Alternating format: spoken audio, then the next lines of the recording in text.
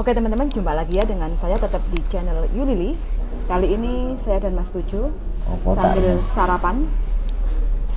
Kosai, thank you. Nah, kita sambil sarapan sambil membahas yaitu pentingnya pembuatan catatan penerimaan gaji dan daftar libur. Kenapa kita membahas konten ini? Karena sebenarnya sepele bagi teman-teman yang mungkin hampir 90% di Hong Kong itu masalahnya hanya sepele. Tapi ternyata masih ada 2% dari beberapa teman yang kerja di Hong Kong itu mengalami pulang ke Indonesia gajinya masih belum selesai sama majikan. Ya, kalau ditanya sih karena percaya sama majikan, katanya majikannya baik dan katanya mau kirim uang kalau sudah pulang ke Indonesia. Jadi di sini saya hanya membahas ya, karena 2 hari yang lalu ada salah satu teman yang cerita atau curhat, ngobrol ke bujuku. Jadi di sini saya juga ingin menegaskan untuk teman-teman semuanya bahwa pentingnya untuk pembuatan catatan gajian tiap bulan dan catatan libur setiap hari Minggu dan public holiday. Kemarin ceritanya bagaimana, darling? Aku hanya sekilas mendengarkan saja. Ceritanya apa ya? Ceritanya majikannya nanti itu mau bayarin sisanya, kurangannya. Terus setelah dari Indonesia tak transfer. Ya dia kan orang baik. Majikannya? Ya dianya menurut mbaknya. aku, mbaknya. Percaya. Mbaknya orang baik. Ya mohon maaf tidak mendiskreditkan salah satu religi ya.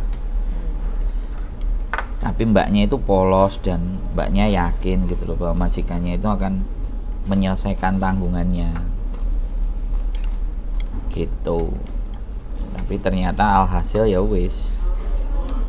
Makanya kalau uang sudah lepas dari tangan, harapannya tipis. Jadi kalau saya memang apapun itu ya, apapun selesai kontrak harus selesai urusan. Semua harus selesai urusan. Harus diselesaikan semua. Tanggungan-tanggungan majikan semuanya harus, mau tiket, mau cuti, mau libur, semua harus dihabiskan. Kalau majikan tidak membiasakan untuk menulis catatan, ya kita harus inisiatif karena itu adalah kepentingan kita, kayak gitu loh. Jadi ini jaga-jaga nih. Setiap kontrak itu 2 tahun. Setiap selesai kontrak 2 tahun, kita harus selesai urusan dengan majikan di kontrak yang berakhir. Meskipun renew ya, meskipun renew itu semua harus selesai. Makanya kontrak kerja itu kan 2 tahun. Kita mau renew kontrak atau finish kontrak atau interminate itu harus diselesaikan di saat kontrak selesai. Bagi teman-teman yang kepengen renew lagi, jadi kontraknya itu hak-haknya itu apa aja harus diselesaikan. Cuti tahunan, kita mau ambil libur apa enggak? Kalau enggak, ya otomatis majikan harus ngasih uang cuti tahunan, tiket pulang ke Indonesia, tiket PP ya. Bagi teman-teman yang renew kontrak, kalau seandainya teman-teman memutuskan kesepakatan untuk tidak pulang ke Indonesia, ambil cuti, ya teman-teman harus ambil saat sebelum tanda tangan kontrak baru. Jadi harus diselesaikan. Jangan dipikir majikannya apik ya. Majikan bilang nanti aja lah, citi sina. Salah, kita tegaskan. Dan sebenarnya teman-teman itu kan prosesnya kan lewat agent. Teman-teman ngomong yang tegas, minta tolong ke agent. Aku mau nambah kontrak, asal satu, tolong selesaikan urusan saya dengan majikan, hitung-hitungannya tolong rinci dan kasih tahu ke majikan. Saya nanti akan ngomong ke majikan, aku mau nambah kontrak, yang jelas hak saya selama 2 tahun apa aja tolong diselesaikan dulu. Uang dikasih, kita tanda tangan. Buktinya itu kita harus ambil, harus pegang, difoto, terus disimpan di dalam HP. Jadi kita harus punya catatan setiap 2 tahun sekali, kayak gitu. Terus setiap bulannya kita kan pasti ada libur mingguan, ada juga libur public holiday. Bagi teman-teman yang sudah kerja 3 bulan, itu juga wajib kita buat rincian atau catatan kayak gitu ya. Nah itu sebenarnya sudah ada kolom-kolomnya di setiap agen itu juga harus menyediakan dan kita harus ada kayak gitu loh. Jadi biasanya agen itu ngasihnya ke majikan. Kalau majikan nggak mau ngereken, ya teman-teman harus bertanya. Kalau majikan tetap nggak reken, teman-teman harus inisiatif sendiri kayak gitu ya. Jangan kerja, ya, yang penting dapat gaji. Tapi kita nggak ada hitam di atas putih kayak gitu loh. Jangan berdalih majikan baik. Baik itu bonus. Tapi kita harus memperjuangkan apa yang menjadi hak-hak kita. Artinya libur, gaji, terus jam istirahat, habis itu makan. Kalau memang makan nggak layak, jangan ngeluh, jangan sambat, Minta. ke Facebook, ke teman yang lain, dia nggak akan bisa menolong. Betul. Yang bisa menolong ya diri kita sendiri. Caranya bagaimana? Minta. Ya, ngomong sama majikan. Nggak mungkin majikan yang nggak mau mendengarkan kita. Terkecuali kalau kita mintanya itu kelewatan. Minta kelewatan seperti apa sih? Minta makanan yang fresh. Impossible bagi kita yang seperti itu ya. Paling tidak kayak gini, kita sudah ada keyek. Ini keyek yang fresh. Intinya kita di freezer, terus kita goreng, kita masak. Ini harus ada stok kayak majikan itu, telur, keyek, ikan, kayak gitu. Itu kan masih harus makanan, kita kerja itu harus membutuhkan gizi. Bilang nasi. Wajib nasi itu. Bilang nasi. Kita orang Asia, orang Indonesia. Nah, kalau dia nggak penting nasi sama kita penting nasi. Jangan Teman-teman harus setiap siang mie terus apalagi mie instan, mie serbuk bubuk yang seperti itu kurang sehat jangka panjangnya. 10 tahun ke depan itu teman-teman ngefek sendiri ke kondisi kesehatan badan kita kayak gitu ya teman-teman. Jadi nggak usah takut, Hongkong itu ada undang-undangnya. Kalau majikan kelewat batas, pandai-pandai kita. Cara mengatasinya gimana, Ling? Cara mengatasinya? gampang, cak tukaran. Jadi mesti perusuh. Nah, piye? Jadi teman-teman ya hal kayak gini kita akan terus sampaikan ya. Saya bikin satu konten hari ini itu nggak semuanya akan nonton. Besok bikin lagi. Mungkin yang berkali-kali udah nonton ngerasa kok di bulan baleni. Enggak. Ini yang mengkonsumsi berita kita itu nggak semua sama. Jadi kayak gitu. Kalau makan aja minta.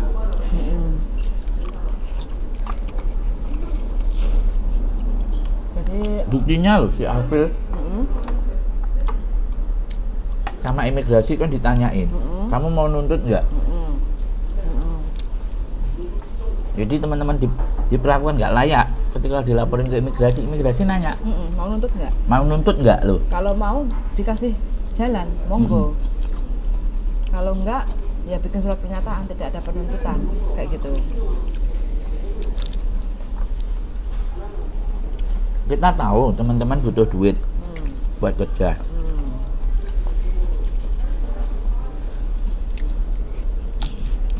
Tapi kalau majikannya nggak bener ya diluruskan. Ya, wajib itu teman-teman ya. Jangan takut, sekali lagi jangan takut. Teman-teman itu nggak bantah, tapi meluruskan. Makanya Meluruskan yang sudah ditulis. adaptasi, terus kita harus cepat untuk menguasai bahasa.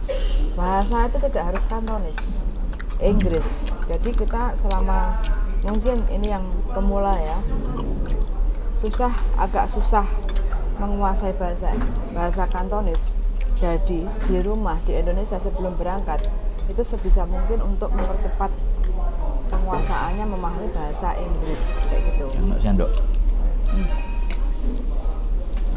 Penting, bahasa juga penting supaya teman-teman tuh kalau ada masalah, Tahu. ada unek-unek, tahu cara penyampaiannya. Itu mbaknya kemarin itu yang belum digaji kerja berapa lama belum digaji pulang itu? Digaji. Terus? Cuman ada beberapa yang kurang. ada beberapa yang kurang. Mungkin tanggungan libur kayak atau apa.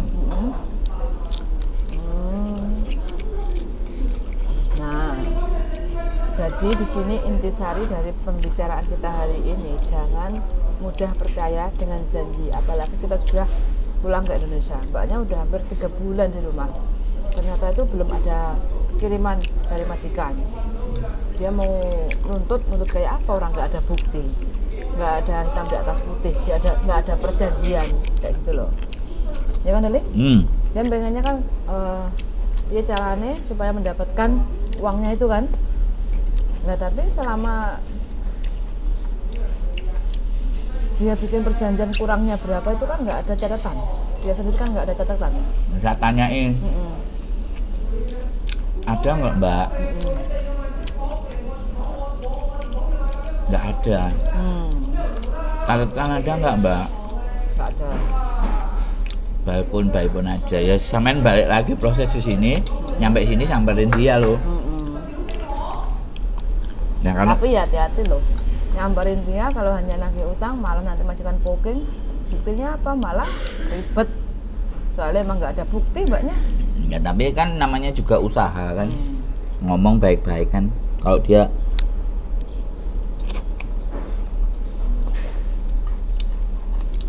kok pajak gitu gimana ya? Sama ya? Yang kayak no good, pahit.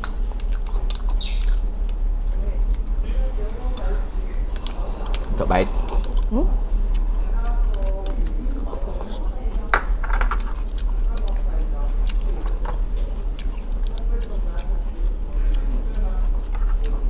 Ngabiskan. Nggak enak. Itu aku. Lagi lah. Lagi. Gula kok. Ya, kan aku nanti makan siang.